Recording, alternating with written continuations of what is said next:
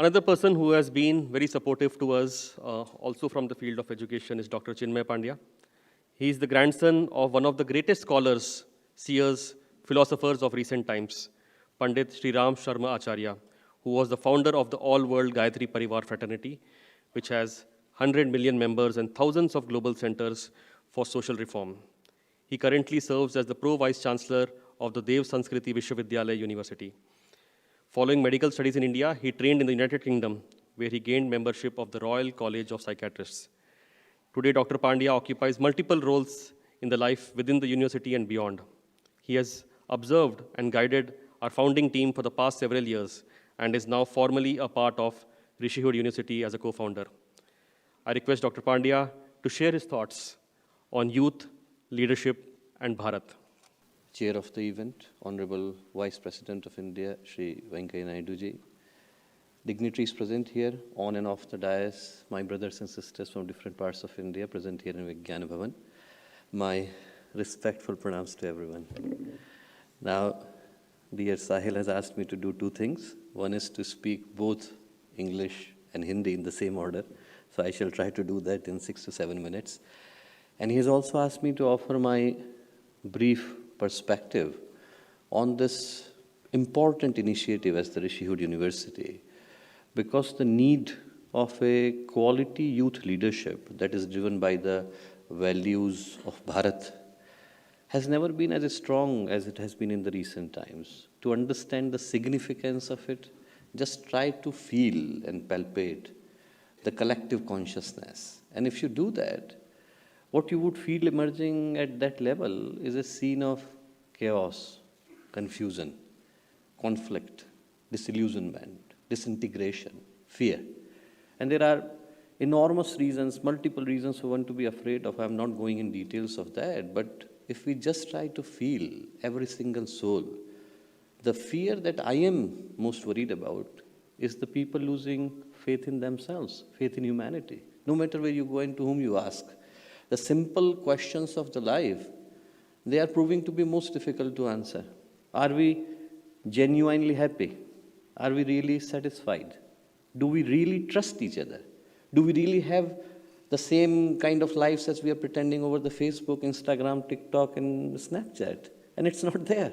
It's not there because for long we have been dreaming a dream from which we are just waking up. A dream that if we just give power, position, prosperity, money to every single soul, then boom, magic, everyone would be happy. But truth is different. Truth is like, when the struggle for survival gets subsided, then the real questions of the life, they start to emerge. Survival for what? Now people have means to live, but no meaning to live for. To have meaning in the life, you need values on which Bharat was founded. And to have direction in the life, you need leadership. So without a leadership driven by the youth of India, youth of Bharat, I don't think there could be any salvation. Only money cannot offer somebody the life that people are actually looking for. Meaning and direction, they make the life celebration, and without it, life becomes a burden. And प्रश्न उठता है कि इसमें भारत की भूमिका क्या है? और उसके लिए मुझे एक घटना याद आती है। 15 जनवरी 1897 का दिन था। स्वामी विवेकानंद लौट करके आए। 5 वर्षों की पाश्चात्य देशों की यात्रा पर बाहर थे, विदेश में थे। और जब उनका जहाज कोलंबो आकर के लगा तो लगभग पूरा का पूरा शहर उनको देखने के लिए उमड़ा। यश, कीर्ति, उनकी पताका पहले पहुंच चुकी थी। तो जो स्वागत सभा के अध्यक्ष थे, उन्होंने स्वामी जी का सम्मान किया, और सम्मान करने के बाद स्वामी विवेकानंद से एक प्रश्न पूछा। उन्होंने कहा कि स्वामी जी, एक बात बताइए, इतने दिनों तक आप भारत की भूमि से बाहर रहे, विदेश में रहे, तो आपकी उपस्थिति का लाभ उन लोगों को मिला? वेद हैं, पुराण हैं, उपनिषद हैं, सांख्य हैं, दर्शन है, योग सूत्र है, गीता है, जिनके विषय में वो लोग नहीं जानते थे, उनको जानने का अवसर मिला। अनभिज्ञ थे वो लोग, दे लर्न फ्रॉम यू, तो they were benefited. How did it benefit you? आपको क्या लाभ हुआ? तो स्वामी विवेकानंद ने बड़ा प्यारा उत्तर दिया। उन्होंने कहा कि इतने दिनों तक मैं भारत की भूमि से दूर रहा, तो उसका सबसे बड़ा लाभ मुझे ये हुआ कि पहले जिन बातों को मैं भावना के आवेश में सत्य मानता था, वो उनको प्रमाणपूर्वक सत्य मानता हूँ। I believe in them with utmost conviction. बोले, मैं इस बात को पूरे विश्वास के साथ कहता हूँ कि यदि पूरे विश्व में कोई एक देश ऐसा है जहाँ पर हर उस आत्मा को जो परमात्मा को पाने का प्रयत्न कर रही है उसको जन्म लेने के लिए बाध्य होना पड़ेगा, और हुए बिना उसका उद्धार संभव नहीं। There is no salvation for that soul. तो वो देश भारत का देश है। और बोले पूरे विश्व में यदि कोई एक देश ऐसा है जहाँ पर दया का, त्याग का, करुणा का, मानवीय संवेदना का, मानवीय संभावनाओं का, मानवीय उत्कर्ष का सर्वाधिक विकास हुआ है, तो बोले भारत का देश है। वो बोले आज नहीं तो कल, आज से 124 वर्ष पूर्व इन बातों को उन्होंने कहा, और आप सोच करके देखेंगे कितनी सत्य हैं। उन्होंने कहा आज नहीं तो कल भारत की इसी भूमि से ज्ञान की वही धाराएं फिर से बहेंगी जो पूरे विश्व को अपने प्रकाश से आलोकित करेंगी, आंदोलित करेंगी, उद्वेलित करेंगी। और हम सोच करके देखें, कल्पना करें कि यदि इस भूमि से ज्ञान की, ध्यान की, जप की, तप की, योग की, अध्यात्म की, आस्था की और इन सारी संभावनाओं की धाराएं न बही होती, यदि यहाँ पर अवधूतों ने, अवतारों ने, दरवेशों ने, तीर्थंकरों ने, ऋषियों ने, मुनियों ने आकर इस भूमि को कृतार्थ न किया होता और उनके व्यक्तित्व से पूरा का पूरा विश्व आज जो है प्रकाश को प्राप्त न कर रहा होता। कल्पना करें एक ऐसा विश्व जिसमें कभी भगवान राम के चरण न पड़े होते।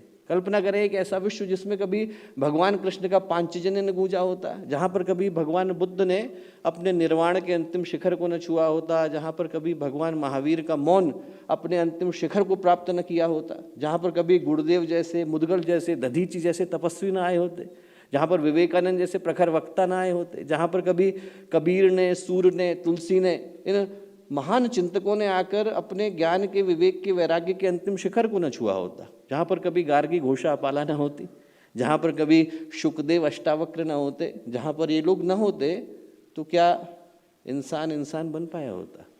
आज जिसको हम लोग मानवता कहते हैं, सही पूछा जाए तो पूरे विश्व को वो अकेला उपहार भारत की धरती से भारत के ऋषियों ने प्रदान किया, जिसको यजुर्वेद कहता है सा प्रथमा संस्कृतिर विश्ववारा। यदि पूरे विश्व को जो सबसे बड़ा उपहार है भारत की धरती से गया, तो वो ऋषि प्रणीत संस्कृति का गया।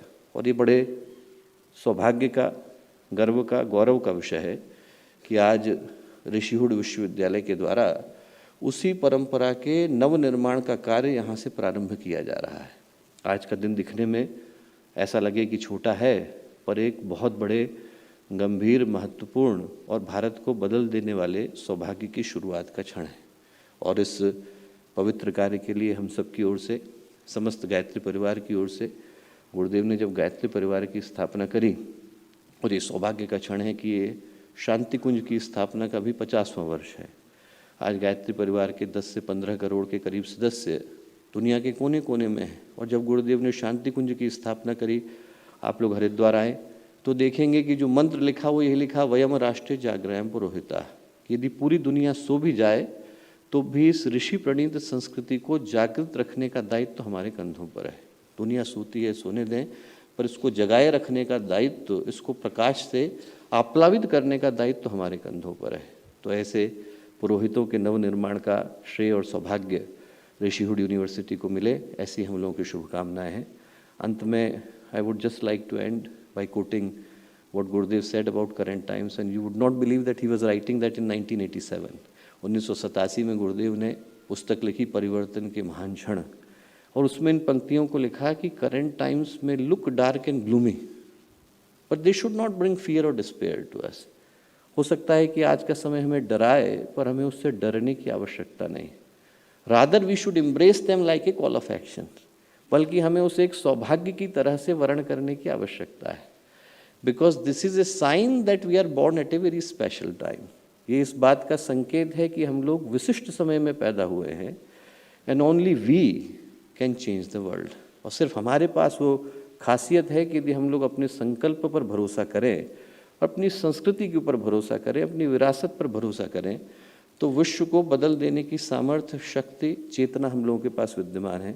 आज वो शुरुआत हो, इस भारत का, भारतीय संस्कृति का जो गौरव है वो पुनः लौट करके आए और एक नई संभावना यहाँ से जन्म ले, ऐसी हमारी शुभकामनाएं, ऐसी मंगल कामनाएं। हमारे YouTube channel Shantikunj video Gayatri परिवार को सब्सक्राइब करें एवं बेल आइकन जरूर दबाएं ताकि गायत्री परिवार की विभिन्न गतिविधियों की जानकारी आपको मिलती रहे।